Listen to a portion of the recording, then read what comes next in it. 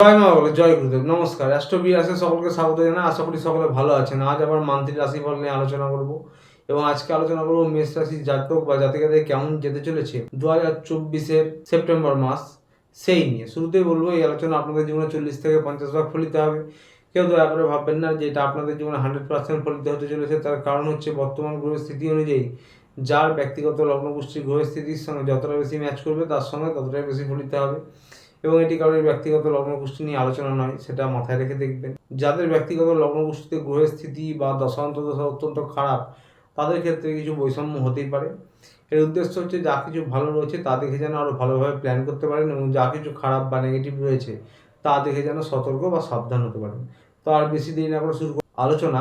শুরুতেই বলবো, যারা বিদ্যার্থী পরীক্ষার্থী রয়েছেন মেষ রাশির, তাদের উদ্দেশ্যে পড়াশোনা বিচার করা হয় 5 নম্বর হাউস থেকে, এবং 5 নম্বর হাউস যেটি আপনাদের, সেটি হচ্ছে এই সিংহ রাশির ঘর, সিংহ রাশি সূর্যদেবের হাউস, এবং এই সূর্যদেব নিজে স্বক্ষেত্রে রয়েছে। তাহলে বুঝতেই পারছেন, আত্মবিশ্বাস বাড়বে, পড়াশোনায় এনার্জি খুব বাড়বে।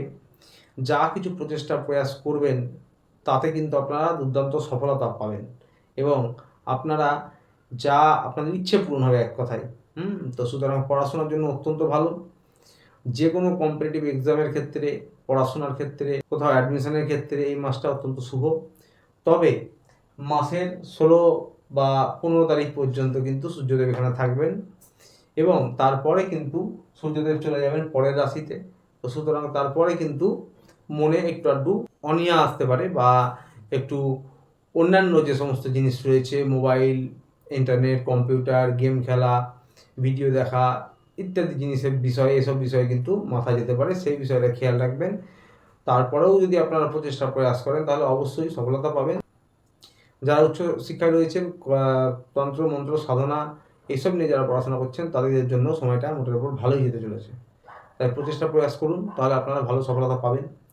তবে যেহেতু সূর্যদেব, এবং সূর্যদেবের কিন্তু 7 নম্বর হাউস, অর্থাৎ 7 নম্বর যে ঘরে দৃষ্টি দিচ্ছেন, সেখানে কিন্তু শনিদেব রয়েছে। তো সুতরাং এই বিষয়টি খেয়াল রাখবেন। পিতার সঙ্গে বাদবিতণ্ডা হওয়া বা পিতার অবাধ্য হওয়া, যে কোনো গুরুজন বা বড় মানুষদের কিন্তু কথার অবাধ্য হওয়া, তাদের সঙ্গে তর্কাতর্কি হওয়া, এরকম সম্ভাবনা রয়েছে। তাই মুখের বাণী এবং ক্রোধের উপর নিয়ন্ত্রণ রেখে কথাবার্তা বলবেন, তাহলে কিন্তু সমস্যা অনেক কম হবে। ওভার কনফিডেন্ট হওয়ার সম্ভাবনা রয়েছে, সেই বিষয়গুলি খেয়াল রাখতে হবে। কিন্তু পড়াশোনার জন্য বলবো, বিশেষ করে মার্চ মাস পর্যন্ত অত্যন্ত ভালো সময়। এবার বলবো লাভ রিলেশন নিয়ে, প্রেম ভালোবাসা নিয়ে। প্রেম ভালোবাসার ক্ষেত্রেও কিন্তু এই 5 নম্বর হাউস থেকে বিচার করা হয়। তো সুতরাং আপনাদের জন্য কিন্তু সময়টা অত্যন্ত ভালো। রোমান্টিকতা বৃদ্ধি পাবে, ঘোরাফেরা হবে, এবং একে অপরকে আপনারা খুশি করতে সক্ষম হবেন, বা এনার্জি বেড়ে থাকবে আপনাদের।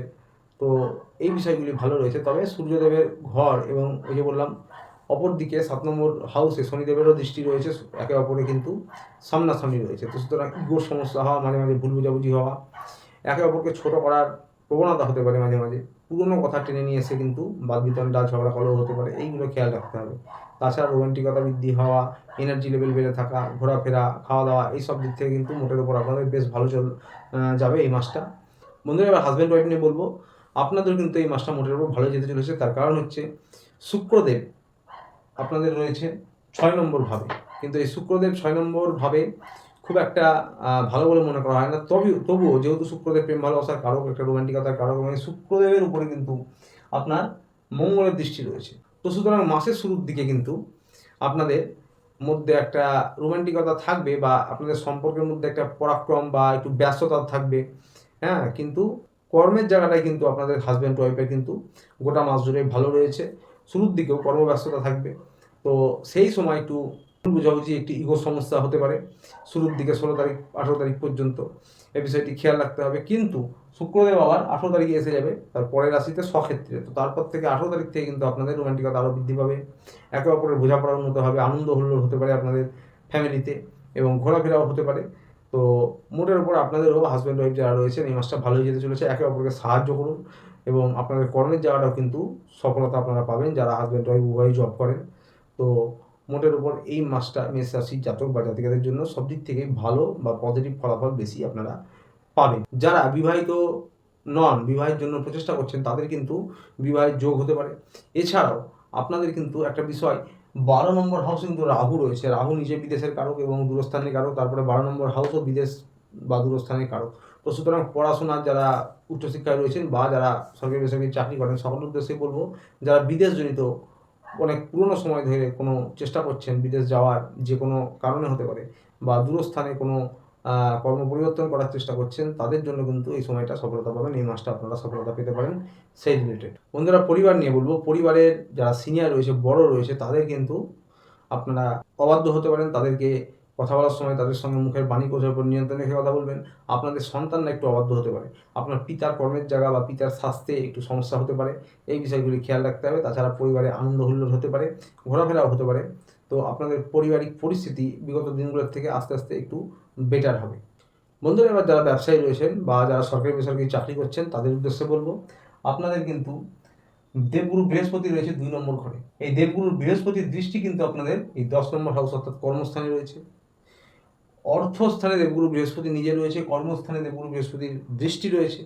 এছাড়াও আপনাদের কিন্তু সাকসেস বা লাভ ভাবে রয়েছে বকরি শনি। বকরি শনির প্রভাব এমনিতেই বেড়ে যায়, প্রত্যেকটি গ্রহেরই বকরি দশায় প্রভাব পড়ে। তো সুতরাং আপনাদের এই মাসটা দুর্দান্ত যেতে চলেছে। যে কোনো ব্যবসায়ীর জন্য, যে কোনো ব্যবসার জন্য বলবো, বুঝে শুনে সিদ্ধান্ত নেবেন, তবে শুভ কিছু অবশ্যই করতে পারেন। বিশেষ করে মার্চ মাসের পর যে কোনো জমি বাড়ি ক্রয় করা, নতুন কোনো ব্যবসা করা, নতুন শুভ কিছু করা, পার্টনারশিপে কোনো ব্যবসা শুরু করা, এগুলো করতে পারেন। বিশেষ করে মার্চ মাসের পর আরও ভালো সময়টা, পুরো মাসটা জুড়েই ভালো যদি আপনারা বুঝে শুনে সিদ্ধান্ত নেন। অর্থনৈতিক পরিকাঠামো ভালো থাকবে এবং আপনাদের মান্থলি ইনকাম বাড়বে। ইনকাম সোর্স বাড়াবার নতুন নতুন অপশন পাবেন আপনারা, নতুন অপরচুনিটি আসতে পারে। যারা সরকারি বেসরকারি চাকরি করেন তাদের পদোন্নতি প্রমোশন হতে পারে। তবে বকরি শনির প্রভাবও রয়েছে, তো সুতরাং পরিশ্রম প্রয়াস করতে হবে, তা না হলে কিন্তু হবে না। তো পরিশ্রম প্রয়াস যারা করছেন তাদের উদ্দেশ্যে বলছি, মোটামুটি অত্যন্ত শুভ ফলাফল পেতে চলেছেন আপনারা এই মাসে। যারা যে কোনো মেকানিক্যাল টেকনিক্যাল ফিল্ডে রয়েছেন, কম্পিউটার বা যে কোনো ইঞ্জিনিয়ারিং ফিল্ডে, বড় বড় মেশিনারি কাজ যাদের, মানে কলকারখানায় যারা কর্মরত বা যাদের বড় বড় হেভি মেশিনের কলকারখানা রয়েছে, এছাড়াও আয়রন জাতীয় যে কোনো যারা পেশায় যুক্ত, চামড়া বা তেল, এই সমস্ত নিয়ে যাদের পেশা রয়েছে বা এই সমস্ত রিলেটেড যাদের পেশা, তাছাড়াও শুক্রদেবের প্রভাবে internet, media, fashion designing, film industry, যে কোনো ফিল্ডে, সমস্ত ফিল্ডে যারা প্রচেষ্টা প্রয়াস করছেন এই রকম রিলেটেড, সকলেই কিন্তু সফলতা পাবেন। বিশেষ করে রাজনৈতিক ফিল্ডে যারা রয়েছেন তারাও কিন্তু এই মাসে আপনারা ভালো সফলতা পাবেন।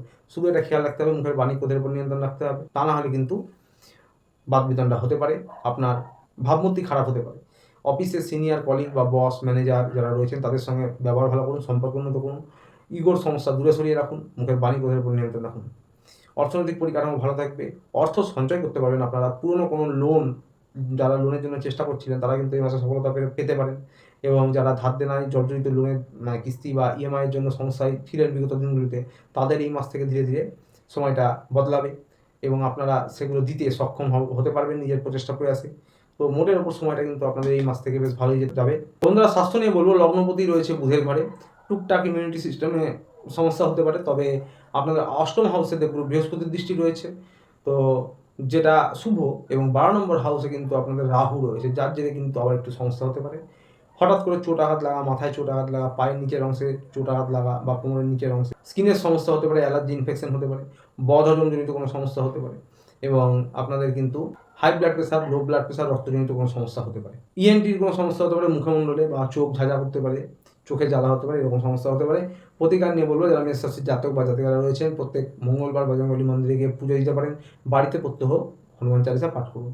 পাড়ায় বা গলিতে কুকুরদেরকে কিছু খাওয়াতে পারেন, অত্যন্ত ভালো প্রতিকার হবে, সারা জীবন করতে পারেন। তো আসছিল এই পর্যন্ত। ভিডিওটি ভালো লাগলে চ্যানেলটিতে অবশ্যই লাইক, সাবস্ক্রাইব করে পাশে থাকবেন। দেখা হচ্ছে আবার পরের ভিডিওতে। ততদিন ভালো থাকবেন, সুস্থ থাকবেন। নমস্কার।